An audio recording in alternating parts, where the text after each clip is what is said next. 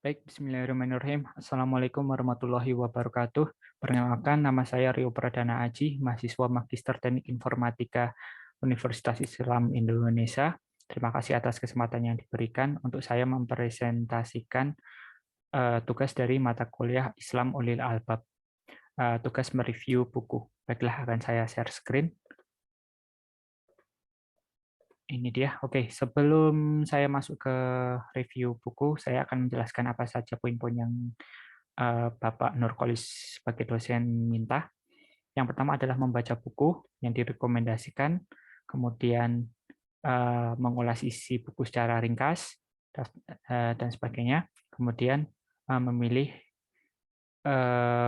bab paling menarik, dan yang terakhir adalah membuat PPT. Oke, sudah semuanya saya kerjakan. Oke, langsung aja tanpa berbasa-basi. Buku yang saya review ada berjudul Islam Kemodernan Keindonesiaan karya Nurkolis Majid atau yang akrab biasa disebut sebagai Cak Nur. Gitu. Oke, ringkasannya bagaimana? Ringkasan dari buku ini tuh sebenarnya itu sederhana sekali.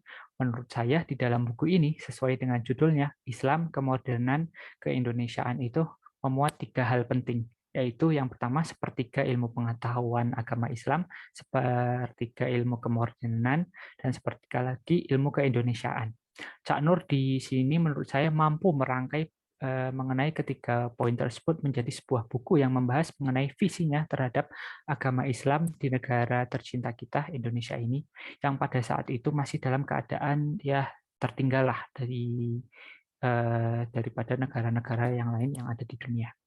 Untuk menuju visinya ini untuk menuju sebuah masyarakat yang modern dan maju. Oke, kenapa saya katakan ini tertinggal? Karena pada latar belakangnya itu buku ini itu ditulis pada tahun 1970-an.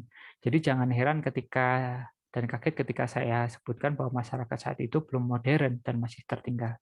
Dan lebih tepatnya lagi, karya tulis ini tuh merupakan karya tulis yang ditulis oleh Cak Nur itu dari rentang waktu 1970 hingga tahun 90-an akhir atau tahun 2000-an awal. Kemudian usulan untuk membukukan karya-karya tulis itu menjadi buku ini yang kita kenal sebagai Islam Kemodernan dan Keindonesiaan. Jadi sebenarnya buku ini itu merupakan kumpulan-kumpulan tulisan Cak Nur ketika dia masih menjadi mahasiswa pada tahun 1970-an hingga pada akhir tahun 1990-an. Ya, jadi mungkin dari per subbab itu mungkin kalau bisa dikatakan agak regang sedikit, kalau seperti tali itu agak regang sedikit atau terdapat gap sehingga kayak bisa dibilang tidak terlalu nyambung banget, cuma ya itu tadi saya bilang bukannya tidak nyambung, cuma ada sedikit gap gitu, nggak langsung lurus untuk nyambung gitu. Kurang lebih seperti itu. Ya, teman-teman kalau membacakan bisa dibilang tahulah maksud saya nanti. Oke, sebelum saya membahas per babnya, izinkan saya mengucapkan beberapa patah kata dahulu bahwa sebelumnya ketika saya mereview buku ini, saya menggunakan metode membaca cepat dan menulis sesuai apa yang saya baca cepat seperti itu. Jadi, mohon maaf ketika saya terdapat kesalahan penulisan atau kesalahan tafsir, salah makna. Kalau teman-teman yang udah ada membaca buku ini dan mendapati saya ada yang salah dan oh ini masalah seharusnya ini tuh seperti ini maknanya bukan seperti itu, maka jangan sukar untuk eh, mengatakan kepada saya. Kita buka forum ini sebagai forum diskusi saja, dan ketika tanya jawab nanti kita buka ya sifatnya diskusi aja, diskusi santai saja, tidak ada untuk mencari yang apa benar-benar mutlak. Ya kita cari benar bersama, kesempatan bersama sesuai diskusi. Begitu. Jadi apabila ada yang kurangnya saya mohon maaf untuk untuk reviewan ini. Oke, lanjut pada bagian pertama atau bab pertama itu adalah Islam dan cita-cita politik Indonesia. Saya tidak akan menyebutkan judul per subbab, tapi akan saya sebutkan per nomornya. Misalnya nomor subbab A membahas ini seperti itu. Tidak. Subbab A, nilai-nilai keindonesiaan umum antisipasi terhadap pencegahan konversi nasional akan membahas, nah tidak seperti itu. Cuma saya sebutkan nomornya saja.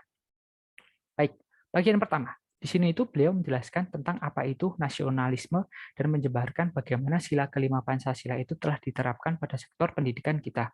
Selain itu, beliau juga mendorong agar kita belajar bahasa bahasa bangsa asing agar memahami bangsa lain pula, serta menjelaskan bahwa ideologi Pancasila di Indonesia itu sebenarnya terbuka, namun perlu dipertahankan juga.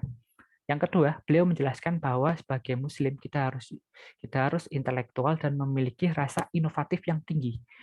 Di sini beliau mencontohkan Muslim yang inovatif itu yaitu Umar bin Khattab ketika beliau mengusulkan ide pembukuan Al-Quran. Jadi sebagai Muslim itu kita jangan ya jadi Muslim yang biasa aja, tapi kita harus yang berintelektual dan inovatif. Itu menurut beliau ya, dan menurut tangkapan saya.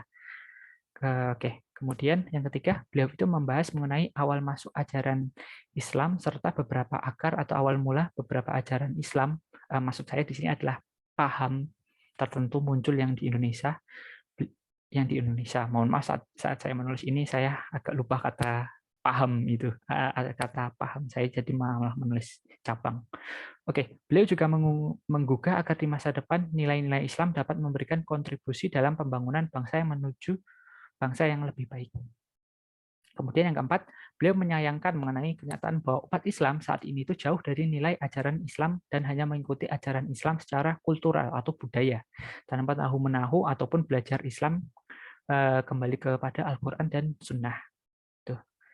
Oke, bagian kelima, beliau menjelaskan bagaimana sebenarnya Islam sejak dari dulu pada zaman penjajahan itu telah masuk ke dalam proses politik yang ada di Indonesia ini. Jadi dari zaman penjajahan itu sebenarnya sudah ada organisasi Islam yang berpolitik. Contohnya saya sebutkan itu adalah Sarekat Dagang Islam. Nah, itu adalah salah satu upaya orang-orang Islam untuk masuk ke dunia politik ya pada saat masa penjajahan. Beliau juga mendorong untuk para santri atau intelektual muslim lainnya turut membantu dalam proses pemerintahan bangsa Indonesia. Kemudian yang keenam, beliau menjelaskan pada bagian ini itu mengenai latar pembangunan ekonomi, bertujuan untuk menciptakan sistem sosial yang berkesinambungan dengan sistem politik transparan. Hal ini diharapkan oleh beliau agar masyarakat Indonesia dapat tetap mengikuti perkembangan teknologi dunia tanpa tertinggal. Oke, bagian kedua, bab kedua adalah Islam dan cita-cita keadilan sosial. Pada bab ketujuh ini, subbab ketujuh ini, beliau menjelaskan bahwa pada sila kelima keadilan sosial itu selaras dengan ajaran Al-Quran pada bagian ekonomi, seperti jual beli dan zakat. Beliau mengaitkan bahwa Al-Quran itu tidak serta-merta membahas hukum dan kewajiban saja, melainkan juga membahas mengenai tata cara ekonomi yang berlaku. Nah, di sini tuh beliau berpendapat bahwa Al-Quran itu isinya bukan cuma hukum dan kewajiban saja, melainkan seperti kita bermuamalah atau kita berhubungan kepada manusia lain, itu juga dibahas di sini, di Al-Quran maksud saya. Kemudian bagian ke-8, beliau menjelaskan mengenai sosialisme yang religius. Beliau berpendapat bahwa di dalam Islam sebenarnya terdapat sosialisme, dan itu bukan merupakan sebuah hal yang buruk, namun agaknya harus disambut dan disikapi dengan bijak. Untuk yang ke-9, beliau menjelaskan sebagai bangsa Indonesia, kita harus sudah dari dulu itu bersikapnya prihatin. Prihatin di sini itu bagaimana sih? Prihatin di sini itu merupakan pola pikir yang sederhana dan hati-hati menuju keadilan sosial bagi seluruh masyarakat Indonesia. Jadi maksudnya itu bukan prihatin yang prihatin yang ke arah jelek atau yang selalu kayak merana gitu, bukan. Tapi prihatin yang ketika kita memiliki kekayaan haruslah bijak menggunakannya. Ini selaras dengan agama Islam yang menyatakan bahwa kita itu tidak boleh berlebihan. Ya, kita tidak boleh berlebihan ketika spend harta, kita harus lebih bijak, kita harus membantu sesama, dan tidak boleh egois seperti itu. Masuk ke bagian ketiga, Islam dan masyarakat modern industrial. Oke, sebelum ini beliau menjelaskan bahwa agama itu sifatnya pribadi, namun tidak tabu untuk dibicarakan ke umum bila terdapat suatu hubungan timbal balik. Jadi ketika kita membicarakan agama, sebenarnya itu sifatnya pribadi. Jadi kita tidak bisa ke setiap orang itu langsung bicara, hei kamu harus dengar agamaku dan sebagainya.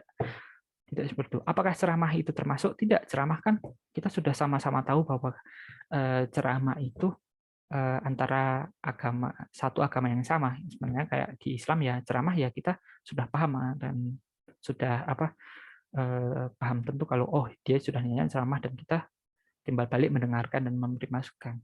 Nah, mungkin maksud beliau yang seperti ini, yang pribadi, sifatnya itu pribadi itu, dan tidak tabu untuk dibicarakan atas kalau ada hubungan timbal balik itu ya seperti itu, harus ada timbal balik. Misalnya ketika kita berceramah kepada teman kita yang mau non muslim atau yang agama lain, kita harus mendapat persetujuan, jangan kita tiba-tiba nyelonong untuk berbicara, udah kita berbicara agama ini, agamaku yang paling benar dan sebagainya. Tidak seperti itu. Oke, beliau juga berpendapat bahwa seiring berkembangnya waktu, agama juga harus mampu menampung perubahan yang terjadi pada masyarakat. Misal masyarakat tersebut menuju arah modern industrial. Nah, ketika masyarakat itu menuju arah modern, ke arah industrial, agama itu harus juga mampu mengimbangi perubahannya ada. Maksudnya adalah seperti ini. Zaman dulu tidak ada kereta, dan zaman sekarang sudah ada kereta. Mungkin akan timbul ketika masyarakat itu sudah menuju arah modern dan ketika menggunakan kereta itu akan timbul pertanyaan ketika misalnya masuk waktu azan loh, gimana ini sholatnya? Nah, di situ tuh agama memberikan solusi ketika azan, ketika zaman modern itu sholatnya bagaimana, sholat di kereta itu bagaimana, begitu. Kemudian bagian 11, bagian ini beliau mengemukakan bagaimana jadinya dan harusnya ketika bangsa ini telah memasuki era industrial, yang menurut saya telah benar-benar terjadi saat ini. Kita itu sebenarnya sudah masuk ke era industrial, mulai dari banyaknya pabrik yang ada, dan peralihan dari pekerjaan tani ke buruh dan sebagainya, mulai dari sistem gaji, sistem libur nasional dan sebagainya. Ketika buku ini ditulis itu masyarakat masih dalam kategori masyarakat petani atau agraris. Kemudian yang ke-12, beliau menjelaskan bagaimana kaitannya tindakan religius dengan masyarakat industrial, dan berkesimpulan bahwa masyarakat industrial itu dapat menerima hal religius berdasarkan penanaman iman pada diri sendiri, kondisi masyarakat, serta pengetahuan pribadi tersebut atau pribadi orang tersebut. Yang ke-13, beliau menyatakan bahwa dalam melihat kedudukan agama dalam masyarakat industrial haruslah ditilik berdasarkan nilai kemanusiaan yang ada pada masyarakat tersebut, baik secara positif maupun negatif. Kemudian ke-14, beliau itu menjelaskan tantangan terbesar kita sebagai umat beragama adalah bertanggung jawab. Bertanggung jawabnya itu bagaimana sih? Bertanggung jawabnya itu seorang individu itu bisa bertanggung jawab kepada Tuhannya, bertanggung jawab kepada sesama manusia, dan bertanggung jawab kepada diri sendiri pribadi. Kemudian yang ke-15, beliau menuturkan bahwa dalam menghadapi setiap masalah dan ujian yang ada di bumi ini, adalah semua orang Muslim itu berpegang teguh pada ajaran agama Islam, ajaran yang dibawa oleh Nabi Muhammad SAW dari Allah Subhanahu Wa Taala. Kesengsaraan dan petaka itu hanya terjadi pada dia yang ingkar dan tidak berpegang teguh pada ajaran agama Islam. Meskipun dalam konteksnya sini, ketika kita diuji coba kesengsaraan, kita anggap itu ya sebagai cobaan, gitu. Bagian keempat, modernisme dan pembaruan pemikiran Islam. Pada bagian subbab ke-16 ini, beliau menjelaskan makna rasionalisasi. Itu sejalan dengan modernisme, atau hampir sama dengan modernisme, yaitu usaha untuk berkembang atau beradaptasi menjadi sesuatu yang lebih baru. Beliau menuturkan bahwa rasionalisasi itu bukan westernisme. Mungkin hal ini dianggap pada masa waktu itu, karena dulu bangsa Barat yaitu adalah bangsa yang maju atau modern, sehingga yang modern itu dikaitkan dengan westernisme. Padahal sejatinya modernisme itu mengacu pada hal yang sudah maju dan tidak kolot. Oke. Bab yang sebab 17, beliau menjelaskan bahwa umat Islam di Indonesia tengah mengalami kemunduran dan lebih mementingkan kuantitas daripada kualitas yang dimiliki. Beliau juga berpesan adalah tugas orang terpelajar, mahasiswa, dan orang-orang yang terpelajar untuk mengedukasi kembali masyarakat kita mengenai ajaran agama Islam yang lurus. Organisasi Islam seperti HMI juga beliau sebut di sini sebagai contoh untuk membawa perubahan. Mungkin karena beliau dulunya adalah juga seorang HMI. Sebab ke-18, bagian ini menjelaskan bagaimana reaksi dan tanggapan masyarakat mengenai sekularisme jika disebarkan dan dijadikan diskusi publik. Visi beliau ini, bukan visi secara tapi pandangan beliau ke depan, gitu. Sebab 19 bagian ini tuh beliau menjelaskan reaksi yang diterima atas pendapat beliau tentang mengenalkan sekularisme ke publik, serta beliau menjelaskan kembali makna sekularisme untuk mengedukasi masyarakat dan sangkut pautnya dengan keislaman. Oke, selanjutnya yang ke-20, sebab ini tuh beliau menjelaskan mengenai perspektif pada pembaruan Islam itu harus benar-benar dijalankan dan bukan hanya slogan saja, bukan hanya omong doang saja. Maksudnya itu ketika kita sudah yakin ingin berubah dan benar-benar ingin menjalankan Islam yang benar, itu kita harusnya semangat dan menjalankan, bukan hanya omong doang, aku mau menjalankan itu. Itu tapi tidak ada aksinya, ya sama saja omong doang. Gitu. Kemudian pada bagian 21, subbab 21, beliau ini menjelaskan kembali mengenai paham Islam yang menurut beliau itu benar kepada masyarakat Indonesia, mengenai penjelasan yang mendalam terkait iman dan fungsi suatu negara terhadap agama Islam.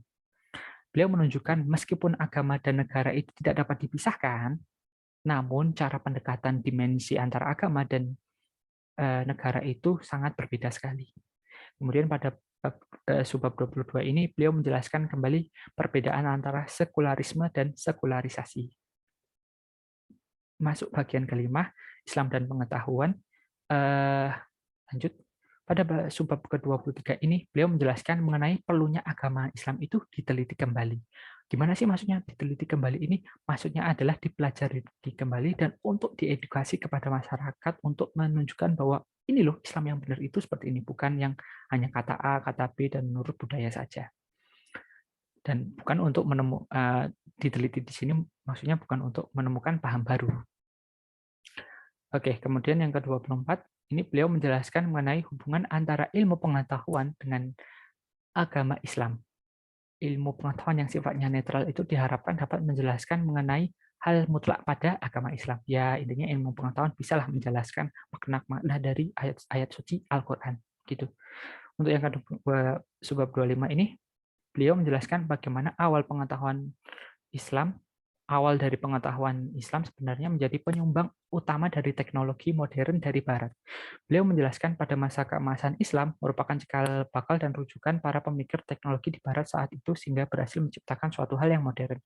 Di sini tuh beliau berusaha menjelaskan bahwa sebenarnya pada masa keemasan Islam, pada waktu Khalifahan itu Abbasiyah siapa itu tuh masyarakat Eropa, zaman dulu belum ada orang Amerika, orang-orang Barat, masih orang Amerika Indian, itu tuh masih dalam orang-orang Eropa itu masih dalam keterpurukan di Dark Age atau zaman kegelapan, masih kegelapan lah, masih zaman kegelapan, masih tertinggal. Berbeda dengan Muslim yang sudah masuk ke zaman keemasan. Cuma pada saat itu masa keemasan Muslim itu mengalami kemerosotan sehingga pada saat itu orang-orang di Eropa itu mulai mengambil bukan pondasi-pondasi ilmu-ilmu Islam itu malah diambil mereka, dan mereka malah yang naik menjadi maju, sementara Islam malah turun dan mundur. Nah, maka dari itu beliau menyampaikan bahwa sebenarnya pondasi orang-orang Barat saat ini modernisasi itu ya awalnya juga dari Islam, seperti itu. Kemudian pada subbab 26 ini beliau menjelaskan apa itu ilmu kalam dan sumbang asi Imam Al-Ghazali dalam keilmuan tersebut. Beliau juga menjelaskan mengenai sikap Imam Al-Ghazali terhadap ilmu kalam tersebut. Oke, bagian ke-6. Bagian terakhir, subbab terakhir. Yang ke-27, beliau menjelaskan mengenai keberhasilan agama Islam serta kebangkitan agama Islam pada abad ke-14 tahun Hijriah. Ingat ya, abad 14 tahun Hijriah. Ini baru-baru aja, tahun 90, 70-an, 80-an yang lalu. Itu tuh dimulai ketika revolusi Iran terjadi. Itu. Untuk yang ke-8, bagian ini tuh beliau menjelaskan mengenai bagaimana keberhasilan kebangkitan Islam ini atau suatu agama itu berasal dari semangat dan etos tinggi yang dimiliki oleh pemudanya. Jadi ketika sebuah agama atau bangsa itu akan berhasil atau bangkit, menurut beliau itu dipengaruhi oleh semangat dan gairahnya para pemudanya. Begitu. Apakah yang tua tidak dihitung? Tidak. Menurut saya, pandangan saya, benar juga. Yang pemuda itu adalah ujung tombak dari sebuah keberhasilan agama ataupun negara. Nah, sedangkan orang yang tua itu adalah seorang pembimbing, memberikan arahan agar semangat dan gairah juang para pemuda itu tidak salah arah. Kalau salah arah itu takutnya ya misalnya bisa menjadi terorisme dan sebagainya. Gitu. Oke, pada subbab ke-29 ini beliau menjelaskan bagaimana perjuangan Syekh Muhammad bin Abdul Wahab dalam menegakkan kembali ajaran agama Islam kepada jalan yang lurus dan benar sesuai Al-Quran dan Sunnah. beliau itu mengapresiasi tindakan Syekh Muhammad bin Abdul Wahab dalam tindakannya yang memicu gerakan masif di seluruh dunia untuk kembali ke kemurnian ajaran agama Islam. Nah, mungkin kalau sekarang bisa disebut sebagai Salafi dan Wahabi, seperti itulah. Hal ini itu dimulai karena Syekh Muhammad bin Abdul Wahab itu melihat kemunduran umat Islam sendiri dan pada jantung kota Islam sendiri. Saya agak lupa itu Mekah atau Madinah itu, di jantung kota Mekah dan Madinah itu saat itu Syekh Muhammad bin Abdul Wahab itu melihat, loh, ini kok jantung kota Islam tapi jauh dari agama Islam, banyak terjadi penyelewengan, penyimpangan-penyimpangan yang terjadi, bid'ah yang terjadi. Maka dari itu Syekh Muhammad bin Abdul Wahab itu memulai gerakan pemurnian kembali, dan dari situ seorang Cak Nur mengapresiasinya karena sejatinya Cak Nur juga dalam pandangan saya setelah membaca buku ini adalah seorang pembaharu Islam di bangsa Indonesia.